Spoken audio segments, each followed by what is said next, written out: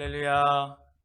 이 아침에 오신 여러분들 환영하고 축복합니다. 우리 먼저 스스로 축복하는 시간 갖도록 하겠습니다. 우리 빛이 있으라 빛을 발하라. 우리 같이 인사하시겠습니다. 시작. 빛이 있으라 빛을 발하라. 아멘. 우리 손바닥 뒤집어서 우리 양옆에 우리 2m 간격으로 떨어져 있는 우리 서로 향해서 인사하시겠습니다. 시작. 빛이 있으라 빛을 발하라. 아멘. 오늘도 이렇게 함께 주님 앞에 나오셔서 또 기도하러 오신 여러분들 환영하고 진심으로 축복합니다. 오늘 말씀 본문은 예수님께서 나사로를 살린 이후에 있었던 이야기들입니다. 예수님께서 죽은 자 가운데서 나사로를 살렸다는 이 소식은 온 이스라엘에 퍼졌어요. 그 중에 예수님을 염탐하던 사람들이 바리새인들에게 가서 그 소식을 전했습니다.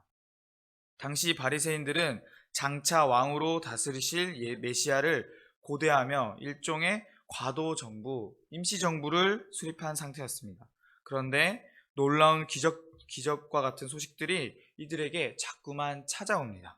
장차 왕으로 오실 메시아를 기다리던 이들에게 들려오는 이 기적의 소리는 이상하게 이 지도자들, 이 당시에 임시 정부를 이끌었던 사람들을 불편하게 만들었습니다. 특히 죽은 자를 살렸다는 소식이 이들에게 전해졌을 때 이들은 흥분하면서 혹시나 이 예수님이 우리가 그토록 기다렸던 메시아가 아닐까? 혹은 또는 우리를 구원할 하나님의 아들이 아닐까라는 생각을 해야지만 정상일 텐데 그러지 않고요. 이들은 그 소식 자체가 불편했습니다. 오히려 이들은 모여서 심각하게 회의를 했고요. 그리고 자신들이 망할 것을 두려워하면서 논의했습니다. 왜 그랬을까요? 이유는 그때 정치적 상황을 잠시 보면은 아주 쉽게 알 수 있는데요. 먼저 그들의 정부는 아까 전에도 말씀드렸듯이 임시정부였습니다. 그들 전체를 다스리는 사람, 그러니까 이스라엘을 전체적으로 다스리는 사람은 전통적으로 아론의 계보, 즉 대제사장이었습니다. 중간에 왕정 시대도 있었지만 왕정 시대 이후에 이스라엘이 멸망하고 난 이후 다시 이스라엘을 이끌었던 사람들은 대제사장이었습니다.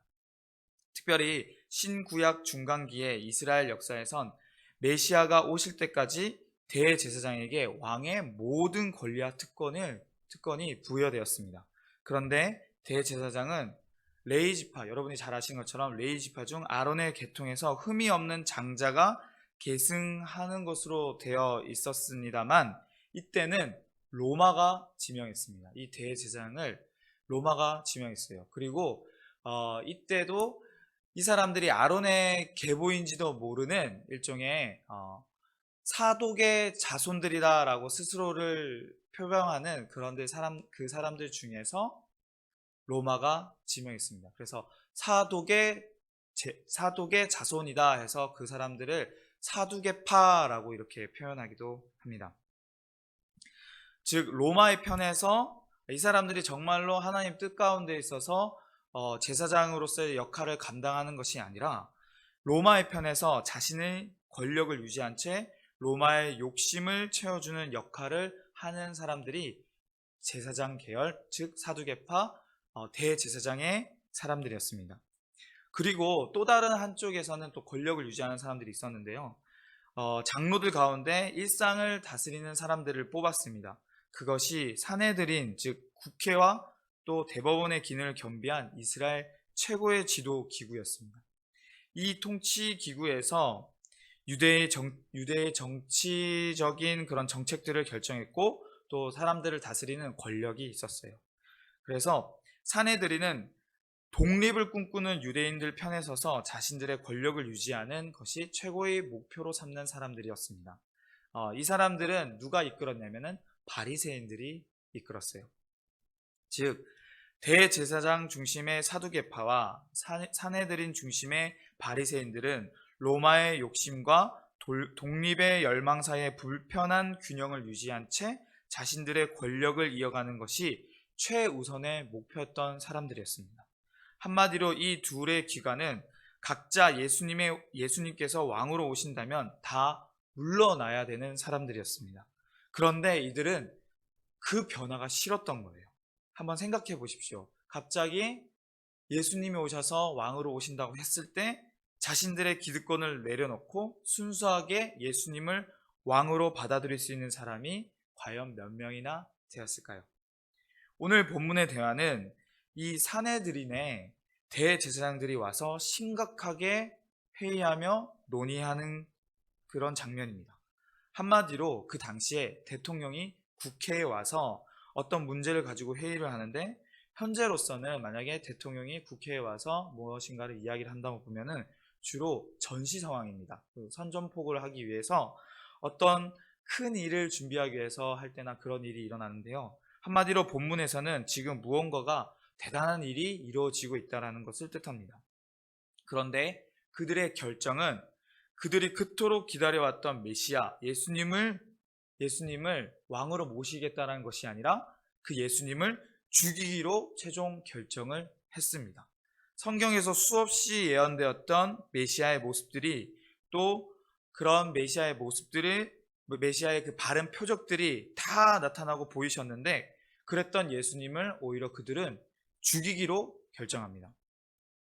여기서 독특한 것이 50절에 보면요, 대제사장 가야바가 뜬금없이 예언을 하기 시작합니다. 여기서 가야바는 정말 예수님의 하나님의 십자가 사건을 뜻해서 이야기한 것이 아니라 예수 한 명이 죽음으로 로마에 의해서 이스라엘이 멸망당하지 않는 것이 합당하다. 즉 우리가 로마에 멸망당하지 않으려면 예수를 죽여야 한다라는 뜻으로 이야기를 한 거였습니다. 그런데 하나님은 이런 가야바를 통해서도 가야바가 의도하지 않았던 하나님의 큰 계획, 바로 십자가 사건을 은연중에 나타나고 계십니다. 이것을 본다면은 가야바는 하나님께 쓰임 받아도 버림받을 수 있는 그런 불쌍한 사람이 있다라는 것을 우리에게 잘 말해주고 있습니다. 이거는 지난번에도 제가 설교할 때도 말씀드렸던 건데요, 철저하게 느끼고 있습니다. 제 설교를 통해서 하나님이 저를 사용해 주시지만, 제가 말씀을 선포하는 도구로 하나님께 쓰임 받지만, 심지어 놀라운 기적들을 일으킨다 할지라도 하나님께서 나중에 저를 나는 너를 모른다 하실 수도 있다라는 것을 충분히 설명해 주는 부분입니다. 그렇기에 날마다 하나님 앞에 엎드려 주님과 바른 관계를 정립하는 것이 중요하다는 것을 또 알 수도 있습니다. 사역이 잘 되고 하는 일이 잘 되고 또 설교에 사람들이 변화가 일어난다 할지라도 주님 앞에서 주님이 나는 너를 모른다 하실 수도 있거든요. 마찬가지로 눈에 보이는 모습이 우리의 각자의 삶을 설명해 주는 것은 아닙니다. 대제사장이니까 당연하게 하나님께 가까울 수 있지, 사실은 그렇지 않습니다. 그렇잖아요. 오늘 본문에 봐서도요. 또 그리스도이니까 당연히 구원받지, 그렇지는 않습니다. 마태복음 7장에 보면요, 이런 말씀이 있습니다. 나더러 주여 주여 하는 자마다 다 천국에 들어갈 것이 아니요 다만 하늘에 계신 내 아버지의 뜻대로 행하는 자라야 들어가리라 라고 분명하게 예수님이 말씀하고 계십니다. 여기서 지금 대제사장은 지금 하나님의 뜻이 아니라 자신의 뜻으로 겉에는 대의를 말하지만 속으로는 자신의 권력을 유지하기 위해 하나님과 같으신 예수님을 죽이려고 하고 있습니다. 저는 사실 오늘 본문을 예전에 예수님을 처음 믿고 이 본문을 읽을 때마다 이해가 잘 안 됐습니다. 왜냐하면 정말 이 사람들이 무식해서 아무리 권력에 미쳐도 그렇지 왜 하나님의 아들이신 예수님을 살해하려고 하는지 이해가 되지 않았기 때문입니다. 예수님이 이들 앞에서 정말 눈앞에서 확실한 기적을 한 번만 더 보였더라면 이들이 회개하고 또 예수님 앞에 엎드리고 예수님을 믿지 않았을까라고 생각했던 적도 꽤 있습니다.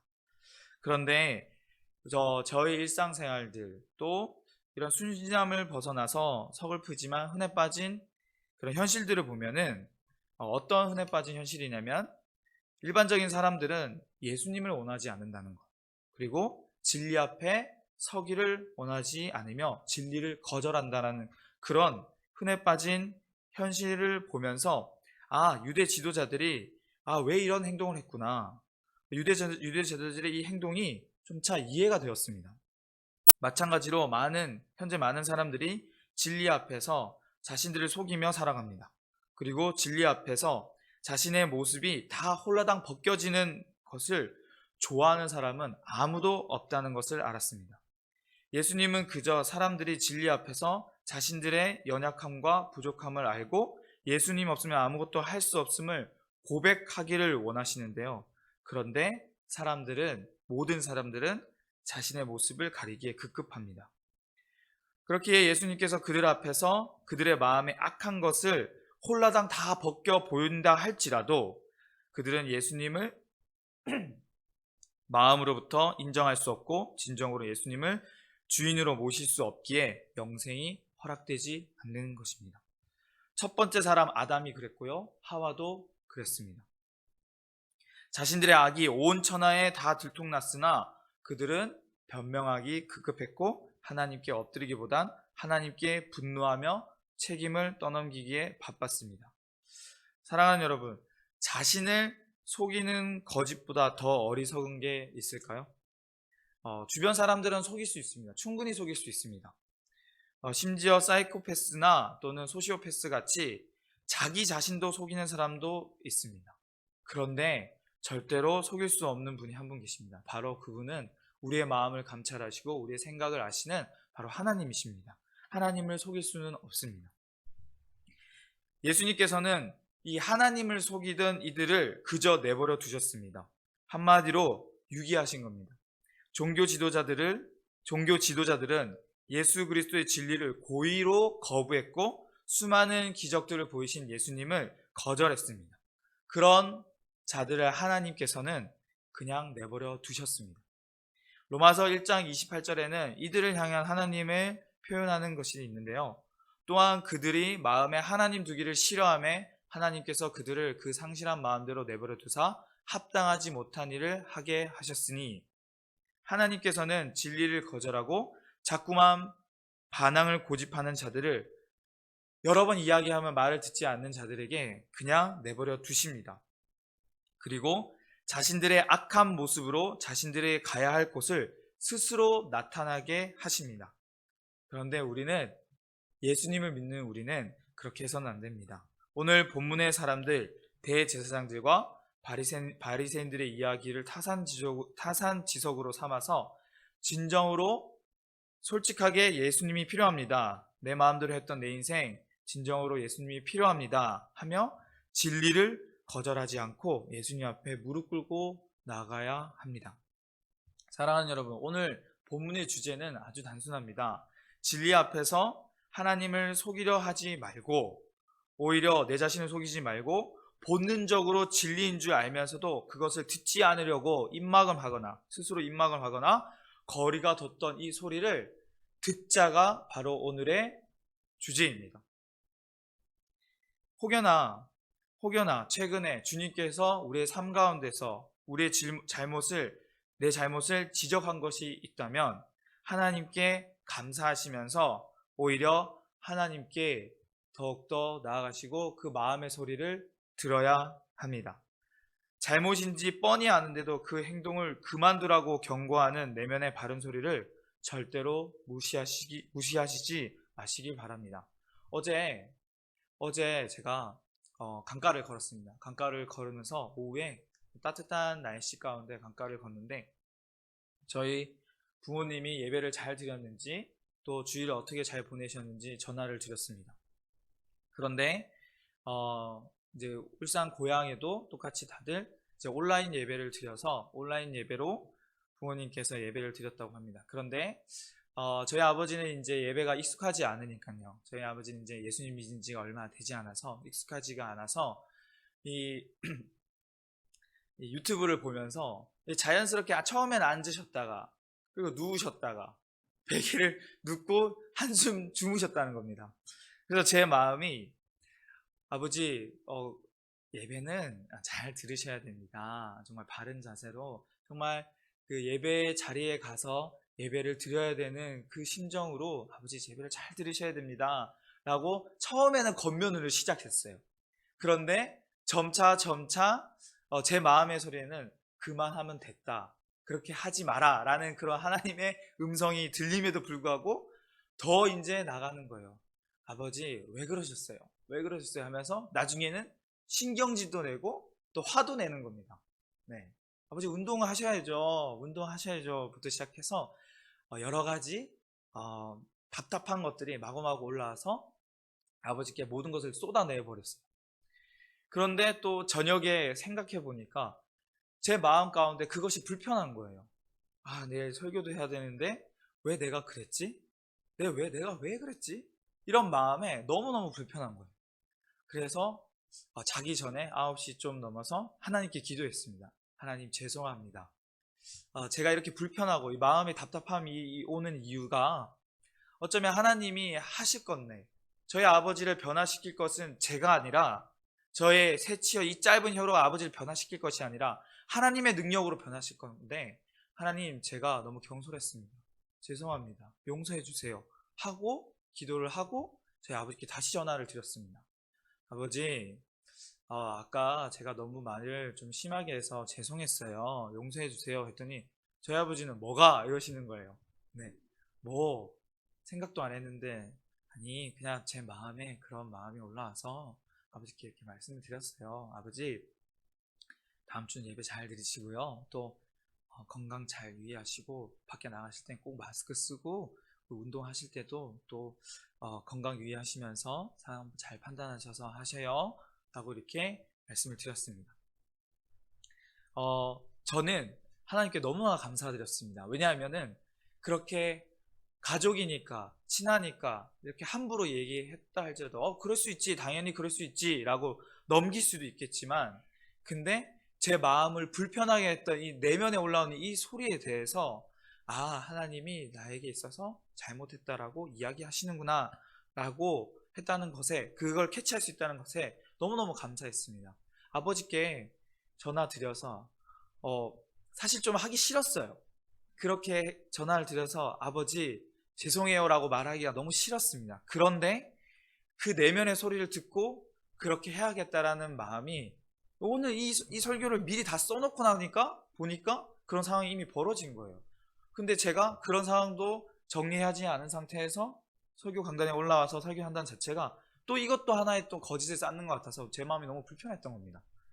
그런데 오히려 그 내면의 소리를 듣고 하나님 용서해 주십시오 하고 회개하고 아버지께 전화드릴 수 있다는 것 자체가 저는 너무너무 감사드렸습니다. 마찬가지로 이 내면의 소리가 사실은 저를 살리는 소리입니다. 오히려 하나님께서는 저한테 돌아오라고 하는 그런 애타는 목소리인 것입니다. 당장은 자존심도 상하고 옳은 말 했는데 왜 내가 이렇게 불편해야 되지? 라고 해도 당장은 손해보는 것 같아도 사실은 그것이 손해보는 것이 아닙니다. 오히려 그 소리를 들을 때 우리를 생명으로 인도하는 그 예수님의 손길을 붙잡는 것입니다. 사랑하는 여러분, 저뿐만 아니라 여러분께서도 제가 일상적인 예를 이제 끌어와서 이제 말씀을 드리지만 여러분의 삶 가운데서도 이런 일들이 수없이 많이 일어날 것이라고 봅니다. 그때 꼭 내면의 소리를 들으시고 그 예수님의 손길을 꼭 붙잡으시길 바랍니다. 그 손길은 우리에게 주시려고 갖은 고초를 다 당하시고 우리에게 십자가의 길로 하나님과 친해지는 그 길을 날마다 우리에게 보이시는 하나님의 사랑인 줄 믿습니다.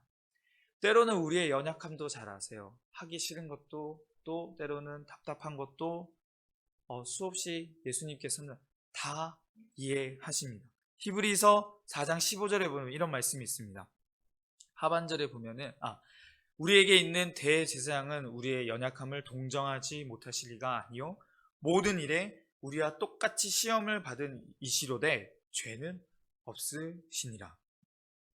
말씀에 예수님은 우리의 연약함 그리고 우리의 모든 것들을 다 아시고 동정 못하실 리가 아니라고 분명히 말씀하고 계십니다.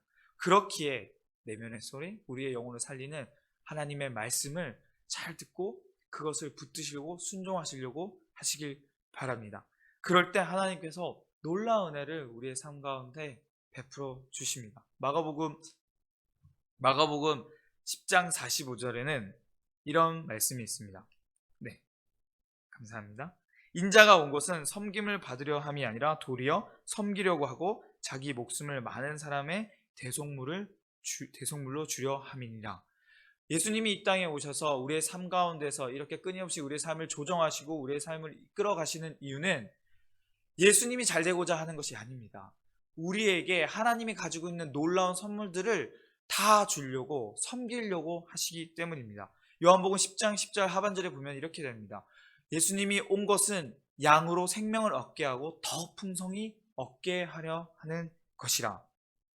예수님이 이 땅에 오셔서 우리에게 십자가의 길을 내어주신 이유는 진리 앞에서 수없이 많이 속이는 자신을 속이고 또 우리가 스스로가 넘어진 이런 상황 가운데 우리를 섬기기 위해, 또한 우리가 예수님으로 생명을 얻기 위해, 그것을 넘어서 더 풍성히 얻게 하려 하시기 때문입니다.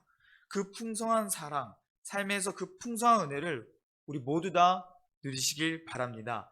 오늘 말씀 본문에서 바리새인과 사두개인들은, 대제사장들은 눈앞에 이익이 멀어서 예수님을 결국에는 죽이고자 했습니다.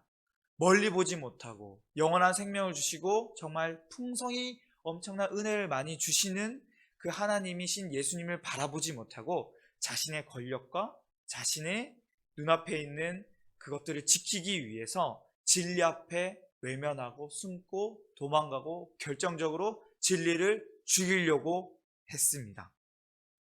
우리는 날마다 살아갈 때 이 진리를, 이 바리새인과 사두개인처럼 이 진리를 거절하거나 오히려 그 앞에서 그것을 없거나 외면하셔서는 절대 안 됩니다. 오히려 그거는 하나님께서 우리에게 주고자 하시는 수많은 선물들을 발로 차게 되는 겁니다.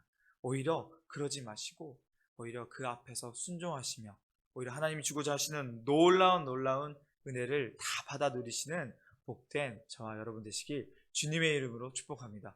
오히려 저는 저희 부모님께, 저희 아버지께 그렇게 얘기했더니 아버지께서 오히려 더욱더 좋아하시면서 그래, 다음 주에는 예배 똑바로 드릴게, 잘 드릴게, 이렇게 저에게 말씀해 주시는 겁니다.